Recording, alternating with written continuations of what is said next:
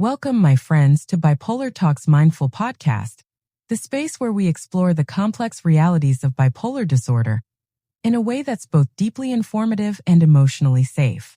This is where we slow down, breathe, and look at the many layers of mental health, not just the medical facts, but also the lived experiences, the emotional truths, and the mindful ways we can approach them.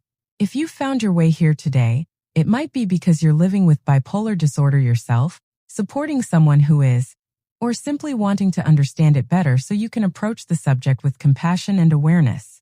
Either way, I'm so glad you're here, because the conversation we're about to have is one that doesn't always get enough attention.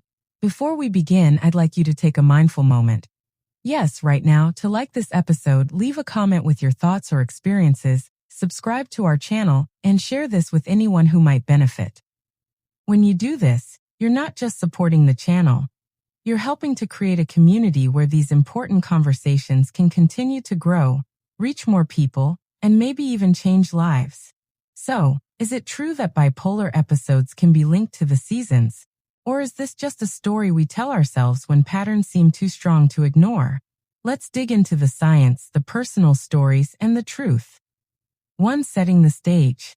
When we think about bipolar disorder, most people imagine sudden mood swings that appear without warning. Moments when life can turn from high energy to deep exhaustion, or from joyful optimism to crushing hopelessness, seemingly overnight. But for some people, there's a curious twist to these mood changes. They seem to happen in a rhythm that matches the changing seasons. For example, someone might find that their manic episodes almost always begin in the spring, when the days are getting longer, or that their depression deepens in the winter, when sunlight fades and the cold sets in. This raises a fascinating question. Is it just a coincidence that some people's symptoms follow the calendar? Or could there be a biological reason why certain times of year are more triggering than others? The idea of seasonal bipolar episodes has captured the interest of researchers, mental health professionals, and people living with the condition because it suggests that there may be predictable patterns. And with predictable patterns, there's the potential for early preparation and prevention. But how can something as simple as the change in seasons, something that happens to everyone, have such a powerful effect on the mind and mood of someone with bipolar disorder? To what the research says. While the research on seasonal patterns in bipolar disorder is still developing, scientists have found some compelling clues that point to a deeper connection. One of the most important factors is the circadian rhythm, which is the body's internal clock that regulates sleep, energy, and even hormone production. This rhythm is heavily influenced by light, specifically, how much daylight we're exposed to. In people with bipolar disorder, this internal clock can be more sensitive, meaning that even small changes in the amount of daylight can have a big effect on brain chemistry. For instance, when spring arrives and days become longer, the increased light exposure might lead to a boost in energy, but for someone vulnerable to mania, that boost can tip over into a manic episode. On the other hand, when autumn brings shorter days, the reduced sunlight can slow down brain activity and trigger depressive symptoms. Some researchers have even noted that bipolar depression shares similarities with seasonal affective disorder, SAD, a type of depression directly linked to seasonal changes. Both conditions seem to involve disruptions in melatonin, the sleep hormone, and serotonin, the mood-regulating neurotransmitter, which are heavily influenced by light exposure. This overlap suggests that the seasons might play a bigger role in bipolar disorder than we previously thought. If this is true, then could someone actually predict their episodes and take action before they even start? 3. Personal experiences. While the science is fascinating, the real-life experiences of people with bipolar disorder bring this seasonal pattern to life in ways that research papers can't fully capture. Many individuals describe a sense of déjà vu each year. They can almost feel it coming before it arrives. Someone might say, "Every year in April, I suddenly have more energy than I know what to do with, and my thoughts race faster than I can keep up with." Another might say, "The first sign of autumn hits me like a wave, my motivation disappears, my bed becomes my refuge, and it feels like my body just shuts down."